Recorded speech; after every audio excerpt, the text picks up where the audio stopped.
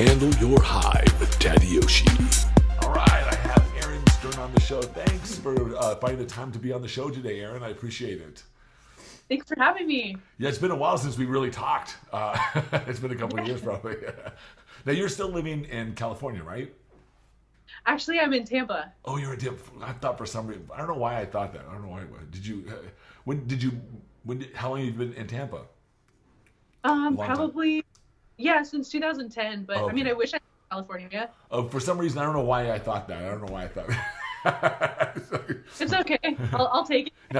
Now, now this is I've only been to Tampa for shows and stuff like that, but it seems to me like the city, like the only thing going on is in the city. It's like it gets kind of quiet on the outskirts. At least that was my impression. Pretty much, but I think it's probably like 50% cheaper in Tampa than it would be in California. So, yeah. Well, I moved from California several years ago, and then moved to Pittsburgh, and I live in Chicago, so it's a little different. I don't know. I kind of I think I prefer the sunnier places. As I don't like today is nice, but in general, it's hard on me. I don't know about you, but it's hard on me. Do you find that the weather helps with your mood? Because even with vitamin D, I take a lot of extra vitamin D. I still find myself on a low side if I get too many gloomy days, like if it's overcast. I didn't like that about Pittsburgh when I lived there. It was like gloomy all year round. It felt like it to me. Yeah, absolutely. And I did a shoot, actually just finished my third book, and I did a shoot in Indianapolis, and it was when it was cold, and like your joints ache, and it's just hard. Like it's just hard to warm up, and then I didn't feel like doing anything. And I was like, man, if I lived up here, I'd be 300 pounds because I would just bake cookies and I would like bulk. I'm doing my bulking cycle here. I want my bulking in here.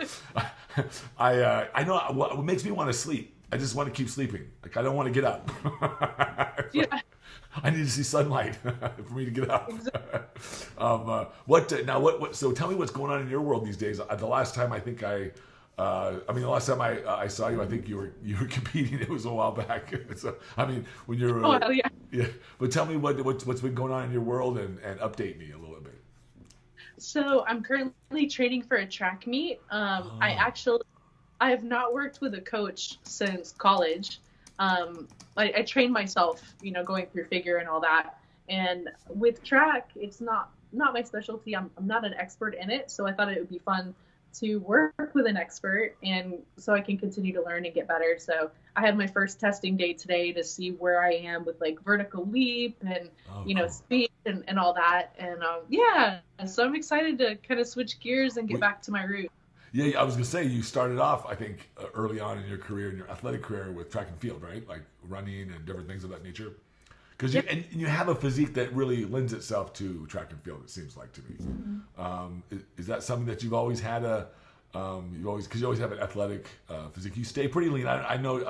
It seems to me like you always stay pretty lean. You don't really have too much of an issue with getting yourself out. But you're always, and I see you doing a lot on a lot of your Instagram videos. You're doing a lot of stuff that's application specific. So there's so it's very. So it makes sense now when you say you're training for something. When I see those videos, I'm like, okay, now I get it. She's training for track and field events. What specific? Yeah. What are your events? So I'm just doing high jump now. In college, I did the heptathlon and the pentathlon. So I was sprints, jumps, and throws. And schedule doesn't allow for me to be outside and throwing shot and javelin and doing hurdles. And I don't want to take any spills anymore, so I'm not going to do hurdles. And I've still throughout the years still tried to train like a track athlete because when I ran track at University of Florida, I really looked up to the sprinters' physiques. Sure. And you know how it goes. Like if you want to look like a certain type of athlete, then you have to train like that type of athlete. So I was never really into the steady state cardio or anything like that. I'm like, well, I can get that athletic look through power cleans and HIIT and drills and all kinds of stuff. Then I'm going to do that because it's more fun. It makes sense. I think I think growing up, I always admired two kinds of physiques. Before I started getting into bodybuilding, when I was in high school, I admired sprinters because I loved their big quads, and gymnasts because of the shoulders. I love these guys who could do like iron crosses and do all these different things. And I thought, man, that was really cool. I thought that's the kind of physique that I want. Guy with big shoulders, guy with big arms. But then I found bodybuilding, and you kind of get all that, but you just do it differently, just for aesthetics. But yeah, that's what drew me to it. But you, so how do you feel? Do you still work with ladies who are competing in the industry in figure or in bikini or anything like that? Or tell me a little bit how you're sort of, are you staying involved as much in the industry?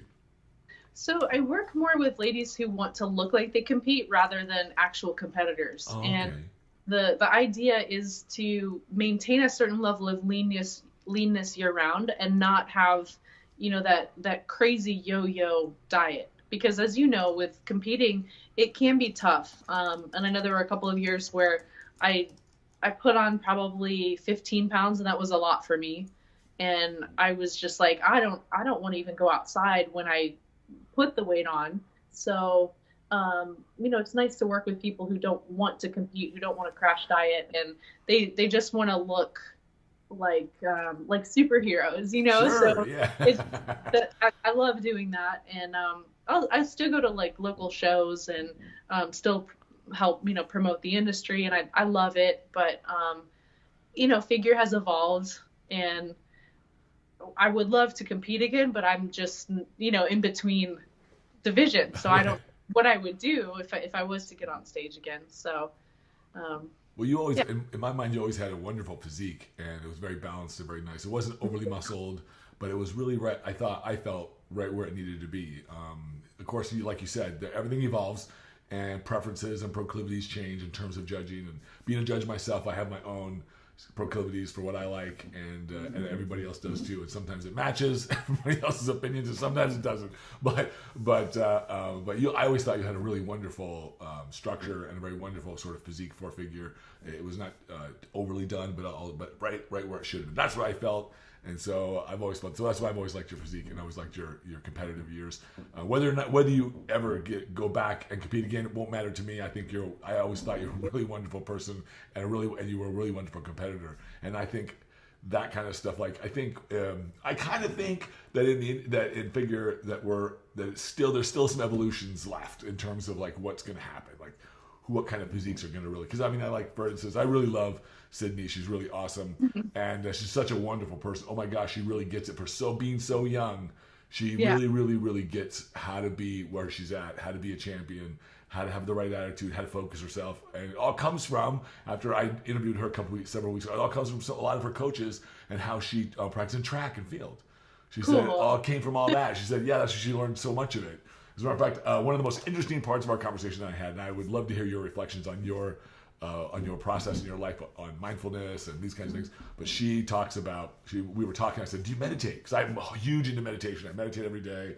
I just meditated before I got on the phone, before I got on the line with you here today, because I always like to center myself in all of what I do. So before I interact with anybody, I want to bring my most joyful, my most loving, my most understanding self, because if I don't, I have nothing to offer. so I want to be able to offer something. But she has this interesting way. I asked her if she meditates. She says, "Well, I do it my own way." I said, "What do you mean?"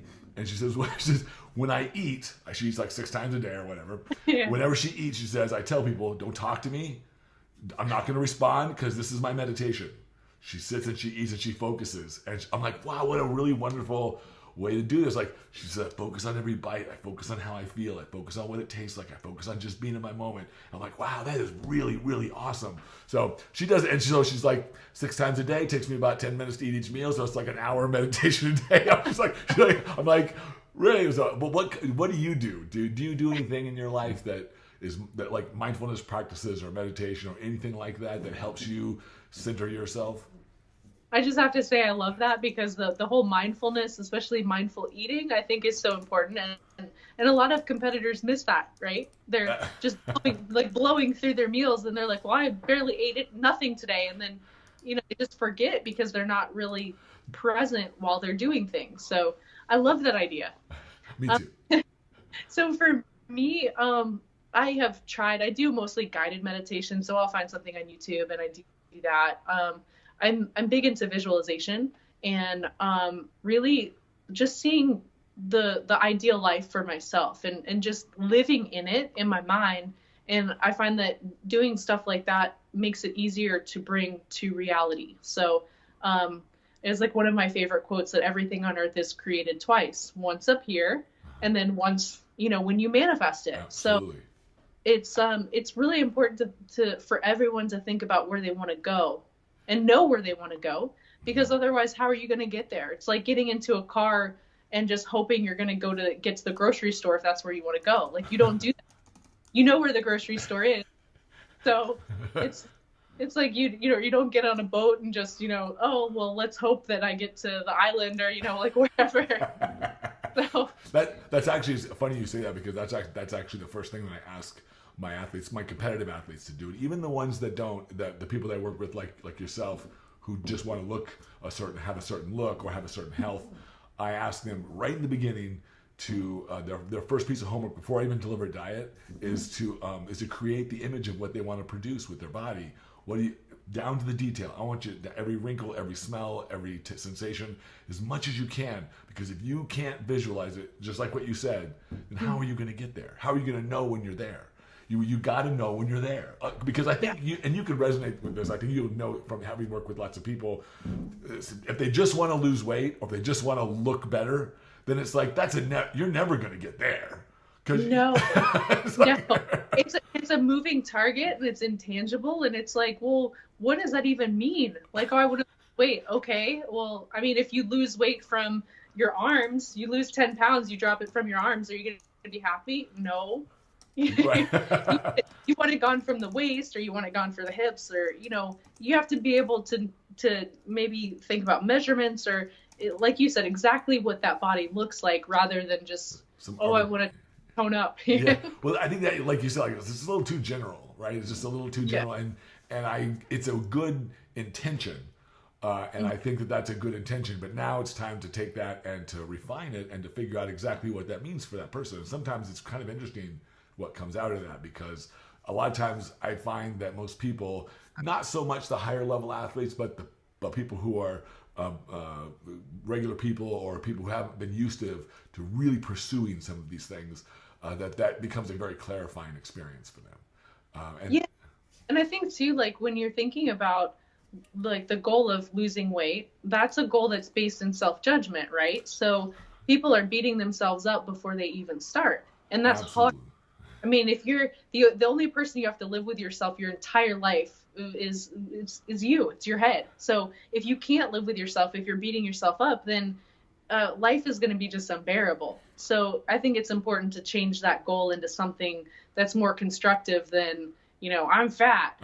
It's like, it's awful. Well, it's kind of funny you mentioned that. I love that you are so aware of this, because I try to make it my clients aware of this as well, that don't judge yourself. Like, this is not the time and place for it. And I remind them that on our calls together, on our sessions together, this is a no judgment zone. My criticisms are there to help move you forward, not there to keep you back. I always structure everything in the positive. So I'm interested to your take on this, because I've heard for years from people I want you to be hard on me, I want you to beat me up. So I tell them, look, I'm not your coach. Then I'm not that kind of guy, that kind of person. That I don't believe that anything good comes out of that. What's your take on this? I agree. I can't be hard on people. I think because I've been so hard on myself in the past, and it gives you a tremendous amount of drive, but it also doesn't let you enjoy things. And I like to be that coach who is nurturing. And working really on your perspective. And like, for example, a lot of ladies look in the mirror and they focus on the things they don't like about themselves, and those are the first things they see, right? And so they look in the mirror, that's what they focus on before they walk out the door. And that's the image they're presenting to the world. And to be honest, no one else sees what they see. They see like a strong woman who has her act together, and this woman's like, oh, my bat wings, or it's like, you're the one. So I think it's important to focus on like the self-talk, and really focus on those strengths, and imagine where you want to be. And Also how you frame stuff in your head. So a lot of times when people have a slip up, like, you know, maybe they have an unexpected treat meal, or they, you know, they just fall off the wagon, and they consider it bad. And Right. Man, when you, I've been working on this too. Keep going. I'm sorry to interrupt. Keep going. yeah, so it's not you don't think about it as being bad. You think about it as, hey, I'm human, I messed up, and you know, I'll get back on track tomorrow. But people really get into trouble with this, I'm bad, you know, I'm an awful person, and then they end up eating more because they've got like just horrible feelings they're trying to like suppress with food. So it's like, you know, you can prevent so many really huge slip ups just by framing things a little bit differently, and understanding that you're going to make progress if you're good, you know, like most of the time. So Right. And I remind people that perfection is not a requirement for success. It's not it. It's not about, but I think we have that mentality. And I don't know where it comes from within our culture, but it's this mentality that says all or none. If I can't be perfect, then fuck it, I'll start on Monday. It's like, but you know what's the crazy thing is, like, we get to define what perfection is for ourselves. We get to define what success is. Success is just the progressive realization of a worthy goal. So whatever we designate success to be, that's what it is. I like that. And so, you know, like we've got the media and social media, and they're putting all these photoshopped, unrealistic images in our faces, you know, and you've got the social media influencers, and everyone's face tuning, and, you know, the Snapchat filters, and it's not real life. So I think like one of the things is to just stay away from people's highlight reels, you know. It's not like that's not real life, and it's not a good yardstick. Like, No. the best yardstick is the one you have in your own hand. Absolutely, yeah. I think it's hard. I read a study that they said that social media is exceptionally harder on the millennial women, the girls, because they look at that, not so much on the boys. For some reason, the boys, when they pass through this adolescent stage, and they don't have the same comparative analysis with their buddies or with the other guys out there. They have some, but it's not nearly as personal. It's based on achievement, whereas the women, it's based on who you are. And it's like, and women look at these like that's what I'm scared about my daughter. When my daughter's going to turn 10, I look, and I'm very, very, very cognizant of the what I hear from her, and the messages that I give her, and I bury it into her that, man, Daddy's love is not conditional. It doesn't require you to be anything. You know, it's like, and her and who she is as a person is defined by her. I want her to decide who that is, not me, not anybody else. I want her, and that is based on what makes her feel the best, what makes her feel her joy, what makes her feel the love within her. That's the little girl that I want to grow up to be a wonderful, beautiful woman, and who she will. I know she will. So, but she fights a bigger battle than you and I fought growing up, because we didn't have social media. Really, we didn't have other people. We didn't have everybody else throwing images in our face that says, "Oh my gosh, you know, so and so." Between the Kardashians and everybody else, it's like, yeah. I mean, it's unrealistic to try to live up to some of these standards for most girls, you know, out there. I think, and then they end up feeling bad about themselves, which is horrible. You know, I watched a movie about just recently. I can't remember the name of the man. It won some awards. It was on Netflix. It's on the top Netflix thing. And I forget, it was about this black kid who I think he has when he's growing up. They track his life. It's a really wonderful movie, but kind of sad. But they track his life, and when he's growing up, he has this sort of homosexual experience with his best friend, and they really love each other. But they don't. But his buddy's not. I don't think they're really like homosexuals. I don't know, because they don't really go into that. He becomes this gang member, and he's like this hard dude, but he grows up and he's got this great physique. He's a really good looking dude. And his buddy grows up, becomes this cook, and so they kind of have these different lives, but then they get back together, and then he finds out how his buddy finds out that this experience that they had, while it was a one-up experience for him, it wasn't for his friend. And it changed his life, and he could never, because his mother was like this crack addict, and she didn't show him any love, and he never had any of these examples. That was the only loving experience he had in his life. And I was like, oh my God, it just broke my heart. I thought to myself, there are people out there in the world that that self-love is not as, I just took it for granted because I was shown it. And so other people they don't get shown this. They have to learn it. And that's a hard one to learn, because life will tell you something so different. So these young kids grow up today who get on social media and they judge themselves. It's almost. My hope is that I guess it's been my mission to try to present a different side to acceptance, to understanding, to loving people, that you don't need reasons. That's just, you can use reasons if you want, but you don't need them. And I think too, for young girls to focus on their inherent traits and their inherent strengths. So develop skills and really, read and learn and develop your soul. And I think it's so lacking, and especially with the young girls on social media or the social media influencers, it's a vacuous kind of thing, and they are beautiful. Yes. I mean, even enhanced, they're beautiful. But on the inside, they don't have anything to fall back on. So next year, someone younger and prettier is going to come up and they're out of a job, right? So, I mean, where do they go? And, you have to have that beauty on the inside and the outside, and beauty it's what you make of it, just like success. Like you define it for yourself. And I think everyone is beautiful, and it's usually a reflection of what's on the inside. Absolutely. Not easy. I think you're absolutely right. Absolutely beautifully put, and absolutely right. I think it's funny. I think it has a lot to do with this sort of herd mentality. This sort of most people want to join the herd. Because they want acceptance, right? Most people want to feel accepted. They want to feel in the group, if you will. It's sort of natural for humans. I think we're tribal by nature, right? We want to have a social group, and it helps us, it protects us, it's good for us. But it also can be pushes into behaviors that probably aren't the best for us in terms of our well-being but like I said, like I focus really hard on, like you do, on being very nurturing to my client. I can't help it. It's just I sometimes hear my mother's voice coming out of my face, so which is a good thing because my mother was wonderful. But what was your did you have that kind of childhood? Because I had a very loving, nurturing childhood, but not everybody does. But what kind of was that like that way for you? Because you seem very similar in nature. Yeah. My parents, I think, just like a lot of parents, they did the best they could. My dad was an athlete, so he played football, and so growing up, he was always pushing me to do more sports, and he got me into track and field. And, there was a time I remember that he was very, very hard on me, but in a way that a parent expects their kid to excel.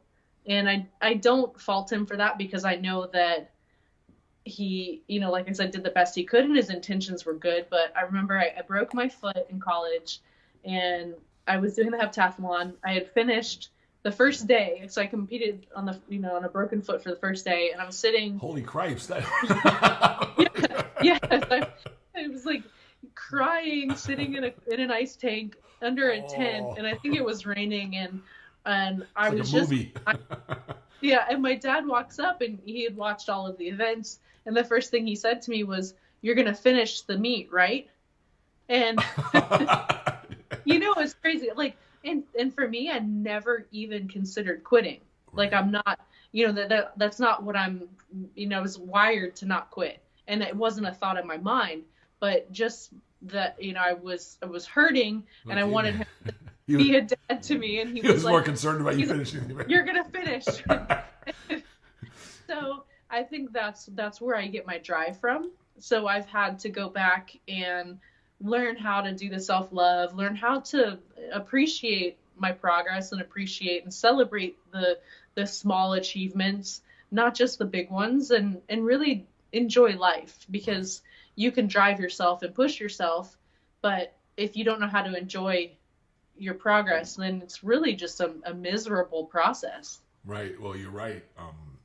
My mother told me, it was kind of funny that you mentioned this, because around that same time, I was about 15, 16, and I was into the bodybuilding by this time. I was hardcore. I was working out twice a day. I just didn't know what I was doing, of course, but I was trying, and it was like, I was very serious. And my mother said, "Tad," like it was about a year or so after, she said, "Tad, you're gonna have to learn how to pat yourself on the back and celebrate your small successes, not just your big ones." Because I had all these goals, man. I was writing them down, putting them on my board in my room, and she could see them. And I like, these were like a year out, 2 years out, 10 years out. I was setting stuff. because man, Wow. I was like, man, this is not, I'm not leaving anything up to chance, right? And every day I was on this, and I got my first job so I could pay for supplements and food, because my mother couldn't afford to buy the food that I wanted her to buy. And she's like, I'm sorry, Ted, you'll have to go out and get a job to buy this extra food that you want. I don't have the money for it. And so I did. So I, so I was like, but I was really dedicated. But she said, you got to learn how to celebrate the small successes. And man, I don't know why, but that stuck with me all these years. For 30 something years later, it's like, yeah. And I remind people, because you know, in this sport, and in all sports, we can get caught up in the achievement process. And we want more. Yeah, I won, but what improvements do I need to make? It's like, well, think about that tomorrow. Right now, celebrate what it's like. It's okay, like, you know what I mean. It's okay, but I had a hard time doing that. Have you had a hard time learning that one? Oh, absolutely. I remember the first time I won Olympia, I went up to the hotel room and I had my big check and the trophy and the roses and everything, and I did it. Like I did everything I set out to do, and there was just this absolute void within me, and I just sat and I cried. What do you think the reason was? Why do you think you didn't feel at least some degree of fulfillment because I know we all think, oh, when I get that pro card, or oh, when I win the Olympia, it's going to be like fucking everything is going to be perfect. And you're like, why is it not perfect? It's crazy because I set out the goal to win, and that was the goal, to win. Like it wasn't an objective goal like build my shoulders or work on stage presence or anything like that. And I didn't have anything planned beyond that either. So that was like the peak of the mountain. And, you know, I was basically standing on the edge of this precipice, and there was like nothingness in front of me. And it was because I didn't plan that. I didn't plan the path ahead. And I learned going forward to set objective goals, not just to win, because win or lose, I mean, something's going to happen. And if you don't have something you can check off the list tangibly, then it's not going to be a fulfilling process. And then also having ongoing goals and other things to work on, and not putting all of your eggs in one basket, you know, and that was like my life's mission based on where I was 2 years before that. And, you know, I was at my worst. I was at the absolute bottom. And then it was my goal to be the best in the world. And there I did it. And it was like, I was done, you know? So it was sad. Well, it reminds me of, I think I read something similar from, like, I don't know if you remember Nadia Comaneci from the Olympics. She got a perfect score in gymnastics in the early 70s. And she was this little girl, and she was on the Wheaties box, and she had all this success. And I remember years later reading her story, and she said that she went through a couple years of deep depression, and after she had accomplished that, and that she really had accomplished everything that she set out to do. Like you said, she was at the top of the mountain, and there was nothing on the other side. And so she had to rebuild herself. She had to literally start from scratch again. And now, of course, she instructs other kids and people, and she does all these things. But it took her several years to get back to really redefine herself. And it was because her process started so young. And the only message she got was, win, be perfect. You got to be perfect. Well, she did that. She was perfect, all right. So perfect that, you know, nobody else beat her, of course, and she won gold medals and stuff, but it really didn't do much for her. I don't think I think that's an important piece, right? To spend the time to define not just what the goal of your sport is, but beyond that. How would you describe that? So I think when you look at competing, or you look at something where you're going against a pool of people, there's only one winner. So if you look at it statistically speaking, there's a good chance you're not going to be happy if your goal is to win. Right. So good observation. I like that. And then the other thing, and this is what I tell my girls who are competing, is that the industry, you know, there's so many different competitors. And if you don't build your own brand and use the competition for yourself, you know, it's great to win the trophy, but your work, like what you build on yourself, you are your walking trophy. Like you have the ability to take all of this work and make it into something and make yourself a success, regardless of how you do on stage. So everyone who gets up on stage looks amazing. They all get those pictures. They all post them on social media, and their followers don't know if they were first place or 16th place. They just know they look amazing, and, Right. and they would like to look like that. So when you put everything into perspective, it just makes things a little bit, it just puts it into perspective. It's like, well, now, when you're training for something, think about the physical improvements you'd like to make, or think about how you would like to take these pictures and the exposure and build your own brand. And, of course, be a good ambassador for the sport, but really, like, branch out and have this be like the cog in the wheel. And then you have all these different spokes that, you're setting things into motion. And it's not about just going from show to show or getting that pro card. Like, a lot of people are massively successful and they're not even pros. Right. And it's because they've learned how to be a part of the system, but also use the system for their benefit too. So, right. I think it's important to have that mindset when you're going into competing. And win or lose, then you walk away as a winner if you've accomplished everything on your checklist that you've set out to accomplish. Right. I think that's very good. That's a really excellent point. I think a lot of people define their success with such a narrow scope, and so if you're not, and it's hard to, like you said, in every show, and I've made that comment to people, look, there's only going to be one winner at the show, and it may or may not be you. It's not that we don't want it to be you, it's that there are a lot of other people. This is a sport of comparison, and so don't take it personally if it's not you. But every competition, every loss, every win, everything that we do has the potential for it to be a really wonderful mentor in our life for us, like a teacher, an experience that allows us to grow beyond where we were. And that's the most. Whenever I see interviews with really, really these high level athletes like Kobe Bryant or Stephen Curry, who I love Stephen Curry, I think he's awesome. Then you really see really quickly that they get excited when they lose, because they know that that's the stuff that teaches them how to be better. And they're not in this for the short game. The real great players and athletes are in this on the long game. The long game is, I want to be the best player, best athlete I can be, and the only way for me to do that is get my ass handed to myself every so often so that I can learn how to be better. So I can't do it if I'm always winning. I can't do it if nothing's challenging me.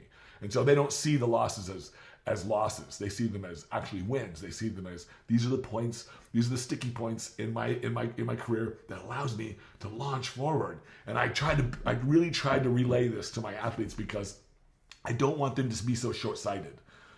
Don't be so short-sighted. Like, just because you don't win one show doesn't mean you're a horrible competitor.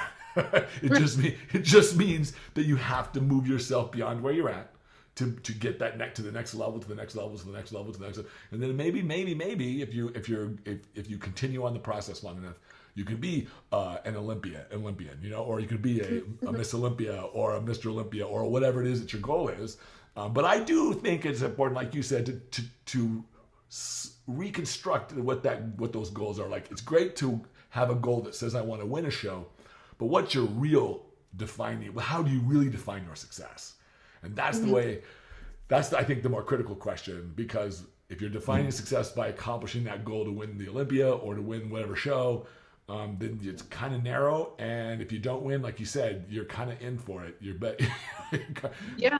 So, and even if you do win, even if you do win, it's just you're looking a hollow down. goal, So when you went back to the drawing board, so to speak, and said, okay, I've accomplished this stuff, I'm at the top of the mountaintop, but it doesn't feel like it. How did you approach that? Did you, within yourself, how did you approach redefining some of those things to help you feel more fulfilled? It took a few months, because, after everything was over, and the whole thing was so surreal to me, so really? yeah. So it happened, and then I'm like, well, I did that. Cool. And what am I going to do now? Just keep trying to win it. So, I actually reached out to Sandy and Steve, and I got their feedback. And with every show, even when you win, you can get feedback from the judges, which I always encourage, because no one's perfect. And even on the Olympia stage, I looked at my physique and I'm like, well, I can improve my shoulders, I can improve my posing, the suit, all of the presentation angles. So there were a lot of things that I worked on going into the next season. And then I worked on using the victory to talk to supplement companies and talk to, get my name out there and start building a business, because I think for guys, it's hard to make a living. For women in the industry, it's even harder. And especially now, right? So a lot of these companies don't offer contracts. They're like, here's your discount code. Right. Go have fun. And then people are like, well, I'm a sponsored athlete. I'm like, well, technically no, because they're not paying you. Right. So, you're just their free. They're free lunch ticket. You're helping them. They're not really helping you. Yeah. Like they're using your following. It's free marketing, and so I thought it was important to go back from a business standpoint and really work on things and learn more about the science and start building that brand for myself, because I wanted to establish myself in the fitness industry. And I don't care, I'm not saying I don't care about followers, but my thing is I want something that's unique, and I want to help people. I truly help them, and not do the whole smoke and mirrors thing. And like, what you see is what you get. Like, you see me on social media, you meet me in person, and I'm going to look like the same person. And I think it's important to have that genuineness. And I think for a lot of people in the industry, they'll have a lifelong following if they do something similar. Find what their brand is, really eke out their message, and think about what their unique style is, or their unique story, and how they can help people, and really establish themselves. And that's, you're setting yourself up for longevity and success, and making a living at it. Because even as a woman in the pros, your local shows pay $2,000 or $3,000 for the winner. Right. And a lot of girls blow $1,500 just on a suit. Right. So it's one of those things as a professional athlete that you're not going to make money being on the competitive circuit. Right. So it's hopefully the competitive circuit empowers the business side of your. Yeah. That's the hope. The sport hasn't quite gotten to the point where not like golf, where you could be the last guy in last place and still make $85,000. It's like amazing if it did. Yeah. That was kind of, but yeah, I mean, I think you're absolutely right, and that's a really important point, because I used to tell people for years, they'd say, "Oh, how did you build?" Because I was the first diet coach online in the 90s before anybody else, and they said, "How did you do this?" Because everybody told me I shouldn't do it. Back then, they said, "Oh, no one's going to want to buy your services. They don't know you. You need to be in front of them." And I said, "Look, just don't listen. You can't listen to anybody else. You have to go on your own inspiration. You have to follow your own instincts. You have to what excites you. It doesn't matter if it works the first time out. It doesn't matter. It's not the point. The point is you're pursuing these things that excite you, and that is the energy that produces success. And for me, when I define my success these days, I did it differently before, but today, my success is when people ask me what success means to me today, it's joy. It's joy. I only want to feel the good stuff. It's like I want to interact with good, warm, loving people. I want to interact. I want to engage my business with people who I love and who I trust and who are friendly and who are positive. And I tend to get that. I only do the activities that I really love, like these podcasts. I love doing them because I get to talk to my friends. I get to share what my inspiration of what I feel is inspiring about these individuals or these people. And everybody has something to share, right? Like everyone has something important to share. Even a person who hasn't accomplished some of the great things that you've accomplished or that I've accomplished or whatever. We all have mountaintops we've climbed. I believe this. For sure. Yeah.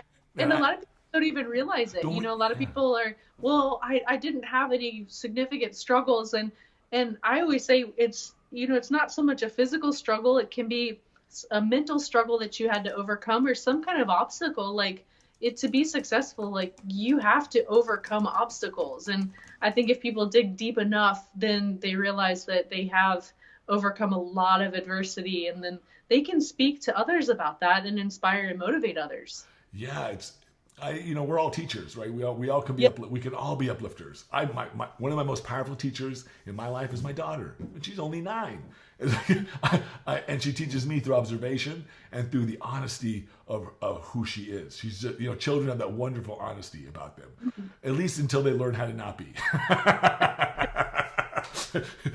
So that's my struggle. That's always my my purpose as well every day. I point myself towards this very honest and authentic and sincere person that I want to always be and present. And I'll say that it's one of the reasons why I've always appreciated you, because every time I talk to you and every time I interact with you over the years, you're warm and you're honest and you're authentic, and you don't have a pretentiousness about you.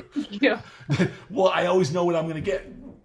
Yeah. And it's kind of funny. You kind of said it earlier, but people come up to me at shows and stuff, and they'll say, "Oh yeah, I've been following you since I was a kid," which makes me feel fucking old. But right, I know. but they'll say, "Oh yeah, you're just like you are on social media, or you seem just like you are on your videos and stuff." And I'm like, "Well, I hope so, man. It's me." But I think you probably get the same thing. I do. It's so funny because I had a girl say, "Oh, I've been following you for 15 years now." And I'm just like, I'm doing the math in my head. And I'm like, no, I started competing in 2008. So it hasn't been quite that long. It seems like it's longer. But, I'm like, please don't age me anymore. Don't add on any more decades to my life, please. Okay.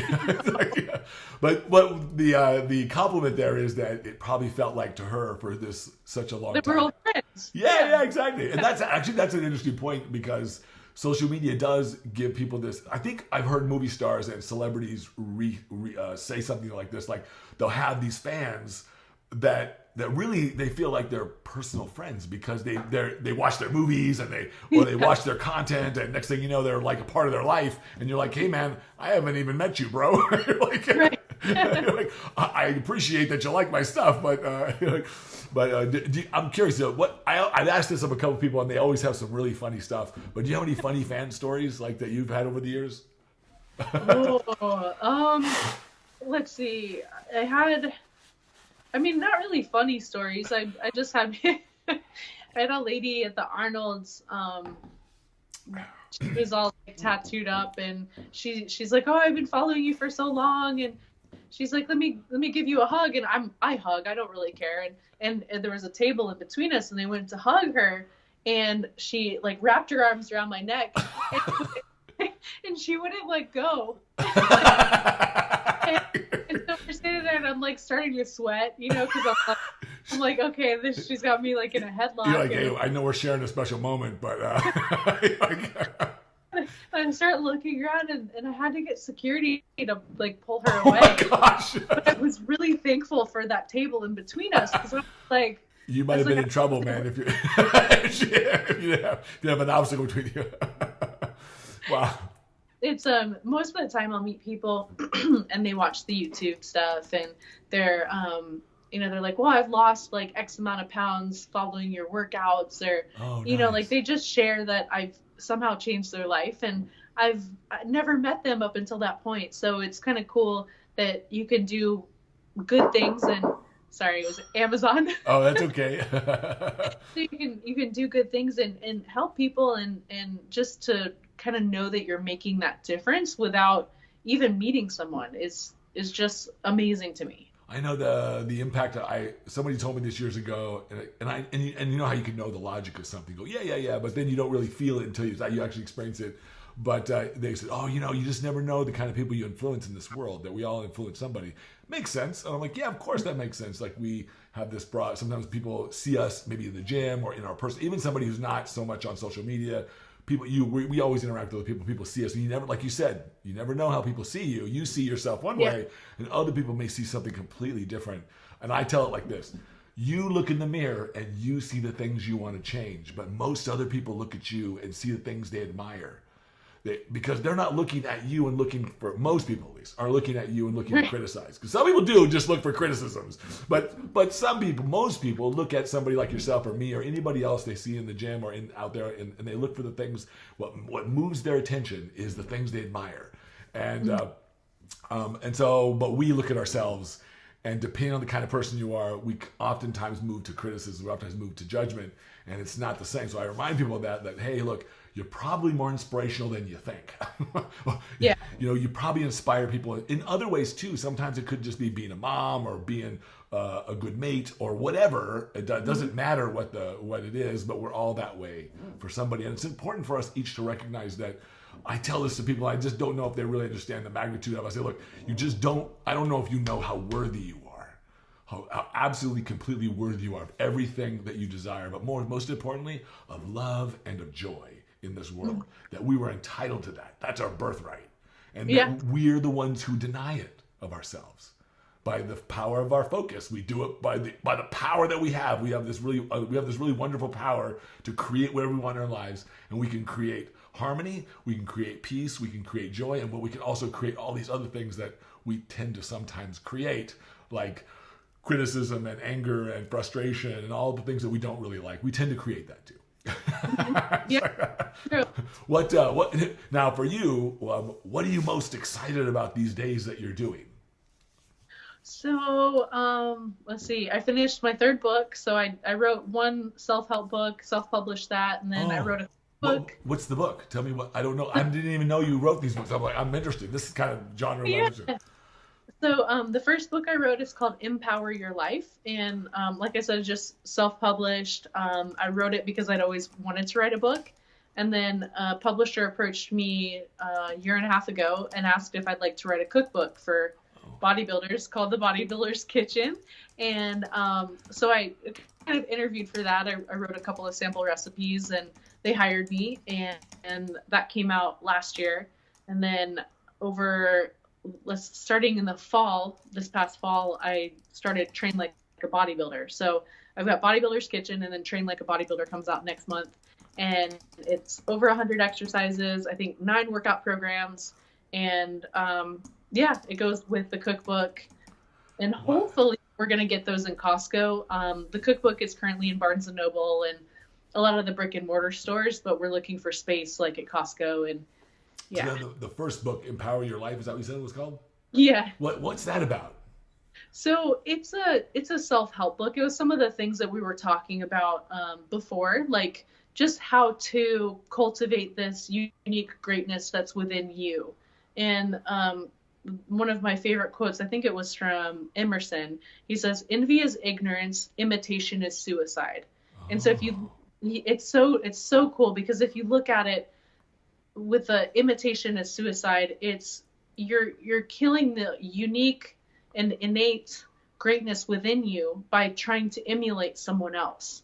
So I just think it's so important, because we're all so different and we all have so many different talents and skills and things to bring to the table, that it's just a shame that people have to try to copy each other and want to be exactly like someone else, when what they are could be a million times greater than what they're seeing as the ideal, you know?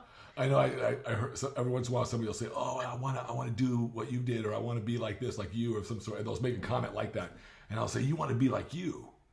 Yes, that's what you really want to be."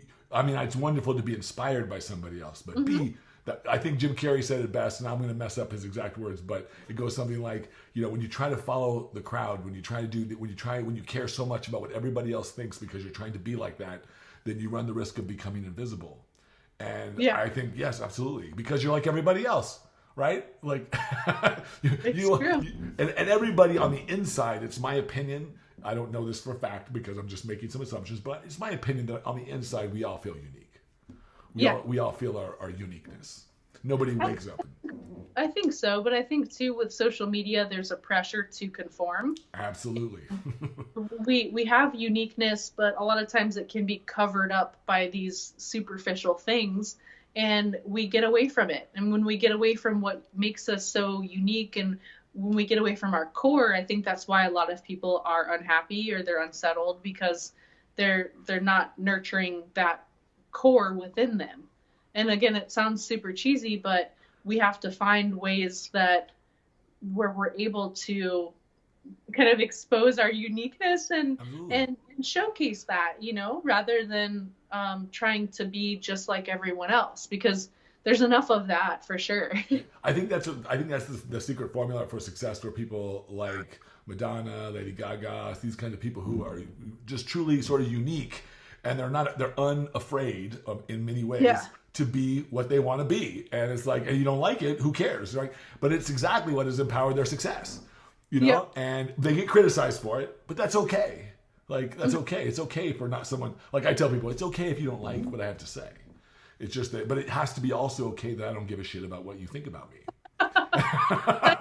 That's one of the great things of a YouTube channel, and we actually just hit 100,000 subscribers last week. Awesome. And it's crazy because overwhelmingly the response has been great. You know, the goal is to help with workout videos and lifestyle tips and just shed light. But you get the few trolls, and at first it hurts when someone says something and they make a comment. It's like, oh, that was really mean. Like, what did I do to deserve that? And then you have to understand that if it's not you, they're going to go after someone else and they're going to say the same thing. And they're probably sitting in mom's basement wearing a pin-stained white t-shirt out of a Solo cup. You know, It's like, consider the source. And, understand that there are trolls out there, and those kind of people are nasty because they're unhappy. And once you understand that, it's like, okay, well, you know, I feel bad for this person. I hope they find peace within them, you know, and block them. Yeah. Well, I totally get it. I remind myself something similar that, like, I had this experience like about a week ago. It was kind of funny, actually. I came back from EDC. I love EDM stuff, and I came back from EDC Vegas. Had a freaking awesome weekend. And it was just such a joyful experience. I met all these wonderful new people, and they were all very, very loving and very awesome. And I get back home, and I'm just on cloud 9 for a couple of days. And I go to the store. I had to pick up some dog food because I forgot to get dog food. So I'm at the store, and I'm just there for this one thing, right? I go there and I have my cart, and I'm pushing it down the aisle, and there's this lady, and she's blocking the aisle, and I'm like, oh, excuse, and I had my headphones on, and I'm jamming out, okay? Because like this is what I do. So I'm like, oh, excuse me, and she's like, and she whips around, and she looks at me, and she says, out of the whole store, you want to go here? And I'm like, oh my God, she is really nasty. I was like, then I just looked at her and smiled and said, excuse me. I didn't know what else to say, because I'm not gonna imitate back what. No. Like, I'm sorry. No. So she just moved on. But my point was, it became very clear to me that day that of everything and I used to say this, but you know, like I said, sometimes you could know the philosophy, you could know the principles, but when you really feel the power of it in your life and really feel the meaning of it, that when anybody else expresses something, no matter what it is, no matter what excuse they use for the reason why they're expressing it, it's always for the same reasons, because that's what's already going on within them. Yeah. And so it's like, I knew I didn't do anything to you, lady. I was just trying to be nice, man. I just need to get my dog food. It's like, but no matter what else, even if people have the greatest excuses, well, you did this, and that's why you're a horrible person or whatever. You know, I'm sorry, but like, it's whatever. You know, I'm sorry you feel so angry. That's what I really wanted to tell her. I'm sorry you feel so angry, but I'm not the reason. Right. But so it's this. I think when you come to some of these sort of crossroads in a person's life, at least for me, I just like it, and it's because I set my intention on joy and on love and on happiness and on excitement and on the good things of my life, that it becomes really clear that I'm the one that's in charge, and that I can choose to refocus myself when somebody spills forth the stuff that's going on within them. I could choose to refocus, but I just don't. I try not to anymore. Yeah, so. It's good. It's definitely good practice. What now? When you like, has your mindset changed a little bit since you were in your competitive days? Has it changed? Because you seem like a lot more comfortable. You seem a lot more at ease with yourself. You just seem that way to me. Just the energy that I sense. Yeah, I think it has. I have changed a lot. I mean, we all grow up, and just reading and applying, and always trying to better myself. Competing itself can make you go on a roller coaster. So, the last 4 weeks of a show were always tough, and I just would, with the diet and the 2-a-days, and it was just a really consuming thing. And you do have like the key characters, and there's always something going on, and I was never into gossip, but I would always hear stuff, and I'd be like, and so it's nice to be on a more even keel and really not number one, not have to really deplete like that, and then not be judged so much on my appearance all the time. So that's hard on people, I think. Yeah. It skews your perspective on yourself. It does. So and I found that not only was I being judged, because that's the position I put myself in, like I put myself on stage to be judged, but that it was important for me to separate myself, like who I am, from my work. You know, on stage, that was my work, that was my art, and people could like it or not like it, and it was fine because it wasn't necessarily me. Even though it was me, it was just my work. So Right. that's how I looked at it. And That's a good way to look at it, I think. yeah, and I don't think many people do. And you know, it's hard being in something so subjective because it kind of leaks out into the rest of your life. So I would find myself always being like kind of critical on myself, and then I would look at others and I'd be like, well, you know, that person, if they took care of themselves or if they built their shoulders up, they could, you know, and that person didn't ask me for, you know, like they're not living under my guidelines. They don't care. They're, you know, probably happier than I was at the time. So it was just kind of a massive overhaul mentally for myself. And yeah, it was hard work, and but I think necessary because you know, we have to set continual goals for ourselves, and those can be those tangible goals, but it can also be self growth and trying to get to the top of that Maslow's hierarchy of needs. You know, so you know, always reading about how the mind works and trying to understand both myself and others too. And I think it helps with training. Absolutely. Just know the psychology behind like why people do what they do. I study behavioral. I tell people it's one of the most fascinating things for me. I study lots of things about brain plasticity, how our brain changes, but because that affects behavior. But really, what's really interesting to me, like you said, is this why do we do the things we do? And it's really quite fascinating. I really kind of see ourselves as like computers. We're we're like when we program ourselves, like whether we believe it or not, like, and that's why I'm with you. I have my affirmations. I have I journal. I meditate. All these are things to keep the apparatus of my brain, this programming system that I'm constantly updating every day, to be updated with good information, good stuff, the stuff that I want to create in my life.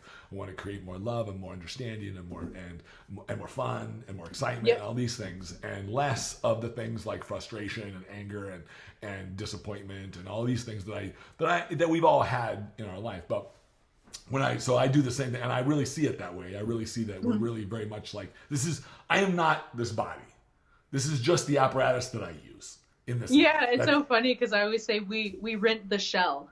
Yeah. You know, this shell, and it's rented. It's not even ours. So it's to, of course, put time into it. You know, you have to make sure the shell is properly functioning so you can get around and be happy and all that and shine it up. But you have to focus on what's inside. And with you, like with what I do too, it's that focused repetition over and over again takes it from being in the conscious mind to being in the subconscious mind. And a lot of people, when they read the self-help books or they seek this external motivation, it is all in the conscious mind, and your subconscious is like, we're going to keep doing what we're doing. That's right. You know, that's been like a kind of a fascination of mine, is just getting in there and working to rewire everything in the subconscious mind, and knowing that we're programmed with a lot of that stuff before the age of 7. I know. Feels like I don't have much of a shot now. It's like that part's tough, but it's also, it's also the stuff that we say every time we look in the mirror, and it's all this BS that we feed ourselves. So we have to be really careful about what goes in that supercomputer. Right. And I think sometimes, like you said, like there's all these messages going on that we've sort of been pre-programmed for. Not that they has to stay that way, but that it's running, and just being aware. Because I really, really feel the power of awareness, that when I now know this, now that I know what's going on, even if I can't change it right this second, at least if I know, I'm aware that, hey, that's a message I'm telling myself, and that's not a good message, and that's not accurate to who I am. I could change that. I could change it. It's like, and I think a lot. I hear this a lot sometimes when I would tell people, just move your thoughts to something else. Be conscious and don't tell that to yourself anymore. Tell yourself a different story, and they'll go, I can't help it. It just does it by itself. I don't control all my thoughts. And I tell, wow, man, if that's the story you're telling yourself, then you are in for it. True. true. It's true. We don't necessarily control our thoughts, but a lot of times we believe our own thoughts, and we shouldn't do that. Like, that's what we think we don't have to accept what we think. We just let the thoughts pass and keep going. And, that's, there was a book, actually, it's called The Untethered Soul by Michael Singer. Okay. And I just finished that. And that was actually really helpful for the same thing. What we consider ourselves is not the voice in our head. They're kind of two different things. So we are the watcher of those thoughts that go by. The consciousness. And, yeah. So it's kind of cool when you're able to separate the two and see these thoughts and not give them much weight. Just let them pass by and not get too attached to any of those thoughts. That's hard, I think, for a lot of, it's hard for a lot of people. Oh, yeah. I mean, I think it was and I got degrees in philosophy, but I can't remember which philosopher said it, but am I my thoughts or are my thoughts thinking me? It's like kind of a thing. Yeah. It's like, I think, and I like to think I'm the thinker of my thoughts, but sometimes it doesn't feel that way. And so, but just, I think being aware of the nature of these things, like you said, letting these things pass. Somebody asked me, I have a client who gets anxiety. She gets she gets like these anxiety spells where this, and I tell her I said, well, just let those things just move by. It's okay. You don't have to hold on to them. You don't have to hold on. Just let them move by. And then breathe. Don't hold your breath. Breathe. Okay. So, but simple things, I think I think it's highlighted really well that this is just a biology. This is just a tool that we use to be able to have this physical life. Because I know that I'm not this body alone. This body is just something I would never get upset if my car doesn't perform for me the way I want. I'll keep it tuned up. I'll wash it. I'll keep it nice as good as I can. But it's got a life. But just because it looks the way it does doesn't mean anything more about the driver. The driver's the driver. That's my consciousness. That's the way I see myself. And cool. Someday that car is going to wear out, and it's going to go. And then but the driver, it doesn't. Just because the car runs out doesn't mean the driver. I don't get to. I'm going to get another chance to drive again. I don't know how. I don't know where. I don't know why. But that's you. So that's the way I think about it. So tell me, what are you? So what's next in what's going on? You're doing this track and field thing, right? You have. Are you going to do a meet sometime soon? Is that what you're preparing for? Yeah, so I've got to meet June 15th, and it's open, and then also masters. So I want to compete in both the open division and then in my age category. And then what is that? So what is that age category in track and field? How do they delineate that? So masters is over 30. What? So yeah. And I think their slogan is older, slower, lower. Older. Come on, that's not very positive. But it's the kind of thing that I would like to compete against all ages. Sure. Especially like the collegiate and because I feel like I can be competitive, but I'll compete in my age category too, just because I don't know. I mean, it won't be as competitive. Probably I'll be the only one who's 39 on the track. So usually with track, you have like college kids, and then you have like the old dogs. So yeah. Well, I would say you might be the only person there that's 39 or whatever. In the middle, somewhere in the middle. So, yeah. But you're also the only probably Olympian there too. Yeah, and so it'll be good. It'll be a good indicator as to how I'll do with track and field training for the upcoming season. So I haven't competed in probably like 4 years. Okay. So this will be the first time I high jump in that long, and we'll see if I still have it. How do you feel? How do you feel things are going? I feel good. So my standing vertical, when we tested it today, was 23 inches. So I mean, it's not bad for that's good. Yeah, for not doing anything. So, and from there, it can only be improved. So, what is it about the track and field events that you like? Just curious. Well, I love sport. and Is it as the you know, competitive? Is it the competitive stuff that you like, or is it the actual activity of it? all of it. It's Oh, all of okay. it. It's having the bar, having something tangible to go up against, and having that rush, like that rush when your number is called, you stand in line, and you know that it is you versus the bar, and I'm only jumping against my, what I think my height should be. So, um, with the subjective stuff with stage, I could have been at my best, and I may not have won, or Right. I might not have been at my best and I could have won. And you get that rush, but there's no outlet, like it's not, it's sport, but this kind of sport, the track and field sport is, it's just something I can push against. And I really I miss it because I grew up riding horses. I grew up, I'm a very competitive person. So, it's just nice to have something to train for. So having said that, today in your life, what does success mean for you now? So, right now I'm working on building my YouTube channel. I want to write another book and um, getting my website up and running. So I'll have a, a training section on there, kind of moving everything under one roof because I've done training programs for Oxygen Magazine.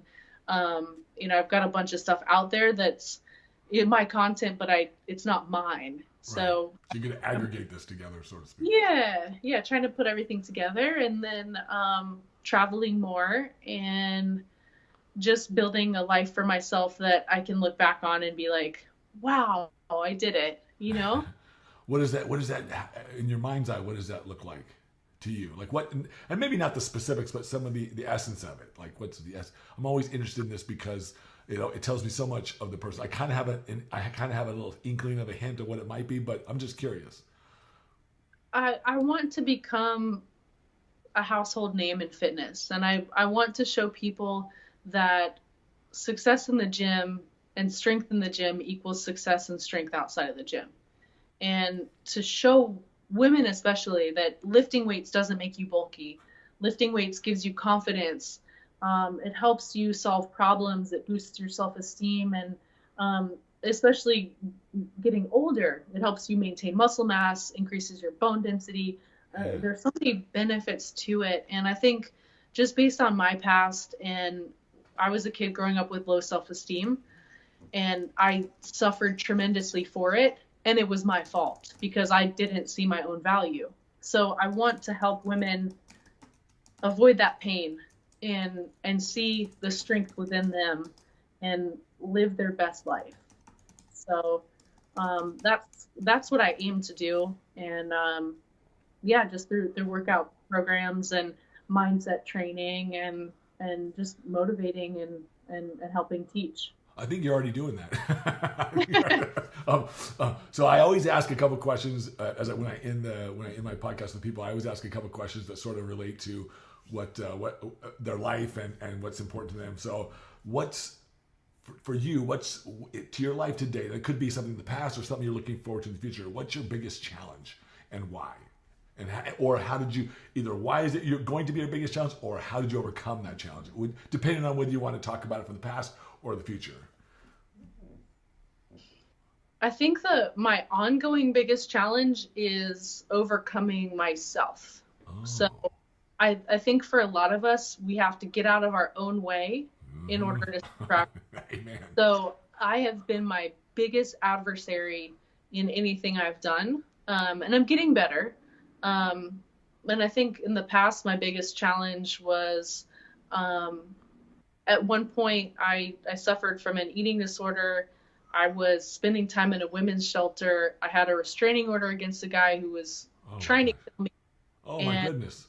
I was in the real estate market. So I had a real estate company, and the real estate market was tanked. Like, it was awful. I couldn't pay my bills. So I was sitting in the dark in my house I had nothing, I had the gym and I had my parents. And I mean, luckily, you sit at the bottom for long enough, and there are two ways to go. Like, from the bottom, you can either, sit there and eventually die, or you you push and you climb, and you just keep pushing until something gives. And I was just at the point where I had already, I was done. I'd already gave. So something else was going to give. And I just kept going and worked hard. And that's where visualization really started for me, was visualizing up, right. And I did. And that's how I got to stage. And that's how, I got to where I am now. So. Wow, that's awesome. It sucks that we have to go down. So, but one of my ex-girlfriends years ago, she used to help other ladies with, like in AA. She used to help them with their addictions and stuff. And I would see this cycle of people would get better. They would be in there. They would be in AA, and she would help them, and then they would fall and they would relapse for like a month or two, and then it would come back, and they would do this. They would repeat this sometimes a couple of times.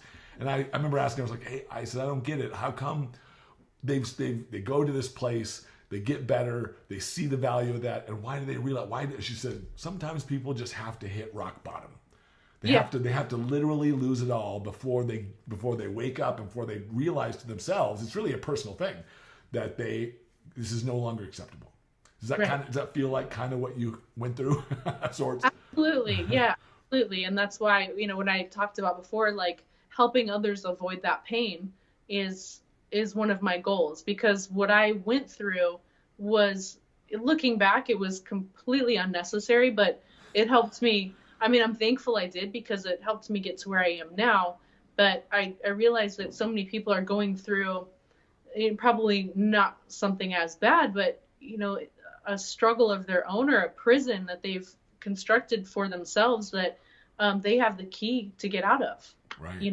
So that I just want to help people see their value and worth and their strength, and really build that to where they don't have to fall to rock bottom to see what they have. It's a funny thing. It's a really challenging kind of thing for some people, because we're, like you said, we're programmed with certain messages, and no matter what I say to somebody, your truth is your truth. And I tell people this: look, your truth is your truth, and if you want to change your truth about who you are, about your life, then you have to do it. I can give you I can inspire you with great ideas, but I'm only clearing the pathway. You're the one that has to walk it. It's like, so. You talk about the truth, and I think it's similar. I call it your story. Yes, and exactly. People have this story they tell themselves, and if they sit there and they listen to it, and for me, I was the victim. It was my fault. Like I didn't deserve all this stuff. And no, like the story, I had every opportunity to rewrite it. And then when I finally rewrote it from a different perspective, I was like, wow, I'm glad that happened. Yeah, it sucked, but my story, like it's however you interpret it to be. And a lot of people play the victim and, oh, poor me. And no one wants to hear that. No. Like, everyone goes through crap. Like, dust yourself off and get going, and go back to achieving your goals. Right. Well, having said that, like the last question is, what do you feel your biggest blessing is today? Like the thing that you're most thankful for today, having been through what you've been through in your life? I think having the ability to reach others is the, just being here and being able to touch people's lives, and the massive reach that we have. Like, I think that's huge, and we wouldn't have had that years ago, and wouldn't have had it if there weren't accomplishments to help, get us there. So. Yeah, there's I think I start my day off with a couple axioms that I always remind myself of. I expect nothing, and I'm thankful for everything. It's plain and simple, because now I want things, yeah. but I don't expect anybody or anything to deliver it to me. Mm-hmm. I do realize that I know things will come to me, good things. It's up to me to be in the right energy, the right place in my life to be able to receive it and allow it into my life. That's all but it's all coming. For sure. But I don't expect it that keeps me from being, and I hate to say it like this, but it keeps me from being disappointed. It keeps me from really, really setting my expectation to a place that's going to make me focus myself in a way that's going to be not good for me, like frustrated or angry. I don't want that. Besides, I love Eckhart Tolle. I don't know if you read any of his stuff. Yeah. So, and he's all focused on presence and mindfulness. And for whatever reason, the last 6 to 9 months, he really, really has been resonating deeply with me. So I've been reading a lot more of his stuff. And man, does this describe the place that I'm at today, where I really just being present in my moment, and knowing that everything that I ever need in my existence is right here with me right now. Boy, does that really, really please me. So power of now, absolutely. And so exactly, so that's what I'm most thankful for these days. But Erin, I want to thank you so much for taking the time to be on the show and to talk to me and to share some of your story. I really appreciate it. And I know we haven't got a chance to talk much in the last couple of years, but so I apologize for that. Oh, thank you. Thank you so much. It was great to catch up. Yeah. Stay on the line before I stop this recording, but I wanted to say thank you. And where can people reach you if they want to reach you, or get a hold of you if they want you to coach them, or interact with you? Just erinstern.com, and then look for Erin Stern on Instagram and Facebook. Okay, cool. All right, well, thank you so much for being on the show, and hang on just for a quick second before we leave, okay? Sure. Handle your high with Tadayoshi.